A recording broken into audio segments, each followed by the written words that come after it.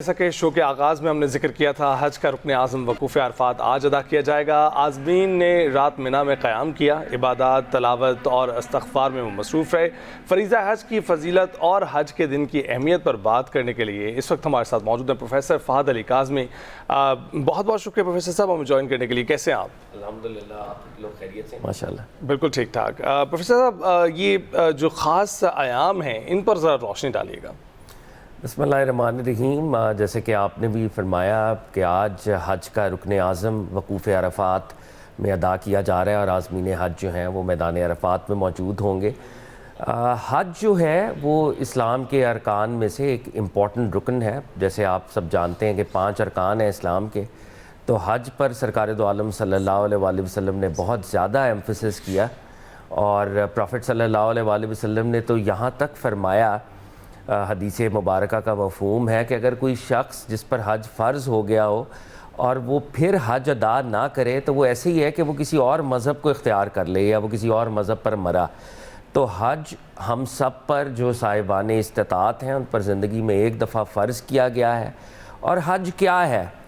حج بنیادی طور پر جناب خلیل خدا جناب ابراہیم علیہ السلام کی سنت کا ایک احیاء ہے۔ آپ علیہ الصلوۃ والسلام کے اعمال کا ایک طرح سے احیاء ہے۔ جس طریقے سے جناب ابراہیم علیہ السلام نے اللہ رب العزت کی عبادت کی اور جس بنیاد پر اللہ رب العزت نے ان کو گائیڈ کیا اور انہوں نے حج کے اس پورے انسٹیٹیوشن کو قائم کیا، اس انسٹیٹیوشن کا سرکار دو عالم صلی اللہ علیہ وآلہ وسلم کے ہاتھوں ریوائول ہے۔ آپ علیہ الصلوۃ والسلام نے 10 ہجری کو اپنا پہلا اور آخری حج جو ہے فرمایا ہے، جس کو حجۃ الوداع بھی کہتے ہیں۔ اور سرکار دو عالم صلی اللہ علیہ وآلہ وسلم نے، میں سرکار کے حج کو بھی آج کے حج کے ساتھ ذرا کنیکٹ کرنا چاہوں گا کہ پورے بلاد اسلامیہ کے اندر اعلان کیا گیا کہ اس سال سرکار دو عالم صلی اللہ علیہ وآلہ وسلم حج فرمائیں گے، تو آپ سرکار دو عالم کی قیادت میں حج کریں۔ تو صحابہ کرام جوک در جوک مدینہ منورہ پہنچے، اور وہ کہتے ہیں کہ مدینہ منورہ کے باہر ایک خیمہ بستی، ایک ٹینٹ سٹی جو ہے اس کا قیام عمل میں آیا، اور پھر صحابہ کرام سرکار دو عالم کی لیڈرشپ میں عازم مکہ ہوئے، اور پھر سرکار دو عالم کی قیادت میں آپ علیہ الصلوۃ والسلام کی آنریبل موسٹ بلیسڈ لیڈرشپ اور گائیڈنس میں حج کیا گیا۔ اور وہ حج صحابہ نے سیکھا اور صحابہ نے پھر امت کو منتقل کیا، اور آج تک الحمدللہ حج جاری ہے۔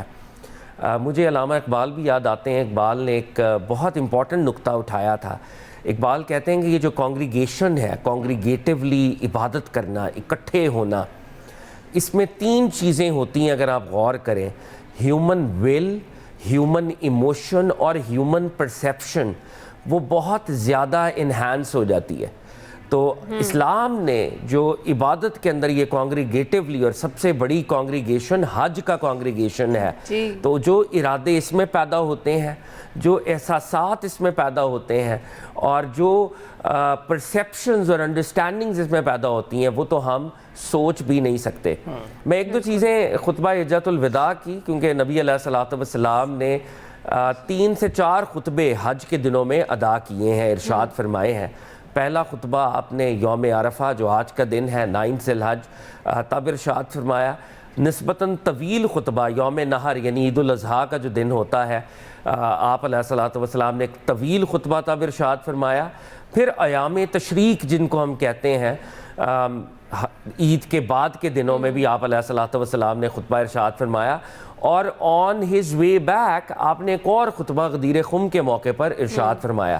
تو آپ علیہ الصلوۃ والسلام نے 4 خطبے جو کہ ہماری احادیث اور آثار میں ریکارڈڈ ہیں، اور ان 4 خطبوں کے اندر آپ دیکھیں جو سب سے زیادہ ایمفسس ہے آپ علیہ الصلوۃ والسلام کا، وہ ہیومن لائف کی ڈگنیٹی کے اوپر ہے۔ آپ علیہ الصلوۃ والسلام بار بار دہرا رہے ہیں ہیومن لائف کی ڈگنیٹی۔ آپ علیہ الصلوۃ والسلام زمانہ جاہلیت کی وہ جو کبھی رسمیں تھیں ان کے خاتمے کا اعلان فرما رہے ہیں، جو مرڈرز تب ہوئے ان کے ریونج کے خاتمے کا اعلان فرما رہے ہیں۔ ٹوٹل ایمنیسٹی اور پیس کا اعلان فرما رہے ہیں، ربا کو آپ ختم کرنے کا اعلان فرما رہے ہیں، ویمن رائٹس بار بار، اگر اس خطبے کو اور ان سارے خطبوں کو آپ پڑھیں تو بار بار ایک ایمفسس آپ کو ویمن رائٹس کے اوپر نظر آتا ہے، وائفز کے جو رائٹس ہیں ہسبینڈز کے اوپر بار بار نبی علیہ الصلوۃ والسلام اس کا اظہار فرما رہے ہیں۔ اور ایک جو امپورٹنٹ بات آپ علیہ الصلوۃ والسلام نے فرمائی ان خطبوں کے اندر وہ ہیومن ایکوالٹی ہے، کہ کس طریقے سے ہیومن بینگز، ہیومن سویلائزیشن وہ ایکوالٹی پر مبنی ہے، آپ کی ریس، آپ کی ایتھنیسٹی، آپ کی tribal affiliation, it means nothing when it comes to religion. آپ علیہ الصلوۃ والسلام نے یہ فرمایا کسی کالے کو کسی گورے پر، کسی گورے کو کسی کالے پر، کسی عربی کو کسی اجمی پر، کسی اجمی کو کوئی عربی پر کوئی فوقیت اور برتری حاصل نہیں، تم سب آدم کی اولاد تھے اور آدم مٹی سے بنے تھے۔ یہ وہ پیغام ہے جس کو آج من حیث الامہ مین سٹریم کرنے کی ضرورت ہے۔ میری سیکٹیرین آئیڈینٹی، میری ایتھنک آئیڈینٹی، میری territorial national identity means nothing when I am before God۔ اور گاڈ کانشسنس پیدا کرنی ہے امت نے، اور یہ جو دیگر ہماری آئیڈینٹیز ہیں یہ اس کے سبسروینٹ اور ان کے سیکنڈری رہنی چاہیے۔ آپ علیہ الصلوۃ والسلام نے اخلاص عمل کے اوپر کہ جب تم بارگاہ رب العزت میں حاضر ہو پیور سنسیریٹی کے ساتھ حاضر ہونا ہے، اخلاص عمل کے ساتھ حاضر ہونا ہے۔ آپ علیہ الصلوۃ والسلام نے یہ بھی فرمایا کہ اگر تم پر ایک افریقن کو حکمران بنا دیا جائے اور وہ کتاب اللہ کے مطابق حکمرانی کرتا رہے تو تم اس کے ساتھ تعاون کرنا، تم یہ نہ دیکھنا کہ وہ ایک افریقن ہے۔ آپ علیہ الصلوۃ والسلام نے یہ بھی فرمایا کہ جماعت میں دراڑ مت ڈالنا، جو یونٹی ہے، جو کوہیسیونیس ہے، جو امت کا یکجان دو قالب ہونا ہے، سرکار دو عالم صلی اللہ علیہ وآلہ وسلم نے اس پر بہت زیادہ ایمفسس فرمایا۔ آپ علیہ الصلوۃ والسلام نے اینڈ آف ٹائمز کے حوالے سے، دجال کے حوالے سے بھی اشارات ارشاد فرمائے۔ تو یہ وہ خطبہ ہے جس کو آج کم از کم ہمیں پڑھنا چاہیے، اور یہ وہ خطبہ ہے جو ہمیں وہ پروگرام دیتا ہے جو سرکار دو عالم صلی اللہ علیہ وآلہ وسلم امت محمدیہ علیہ صاحب الصلاۃ کو دینا چاہتے تھے۔ بہت بہت خوبصورتی سے آپ نے بیان کیا ہے فاضل صاحب، اس کے لیے آپ کا بڑا شکریہ۔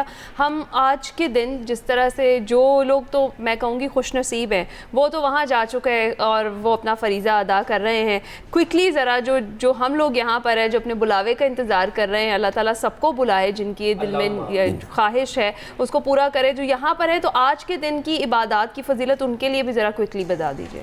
جی، احادیث مصطفیٰ صلی اللہ علیہ وآلہ وسلم میں آتا ہے نبی علیہ الصلوۃ والسلام نے جب حج نہیں بھی فرمایا تھا تو ان ایام کے اندر خاص طور پر جو 9 ذی الحج کی فجر سے لے کے 12 ذی الحج یا 13 ذی الحج بعض لوگوں نے لکھا ہے اس کی اثر تک آپ بار بار یہ تلبیہ پڑھتے رہیں، بلند آواز میں پڑھیں، ہر نماز کے بعد آپ تلبیے کو بلند کریں، لبیک اللہم لبیک، آپ اپنی حاضری جو ہے بارگاہ رب العزت میں لگائیں، اور انشاءاللہ اس تلبیے کی برکت سے بھی اللہ رب العزت وہ اسباب پیدا کرے گا جب آپ رب العزت کی بارگاہ میں اپنی پریزنس کو مارک کریں گے۔ اس کے علاوہ بہت سے لوگوں نے روزے کے حوالے سے آج کا جو دن ہے اس کا روزے کی فضیلت پروفٹ صلی اللہ علیہ وآلہ وسلم کی احادیث اور آثار سے بہت زیادہ ثابت ہے۔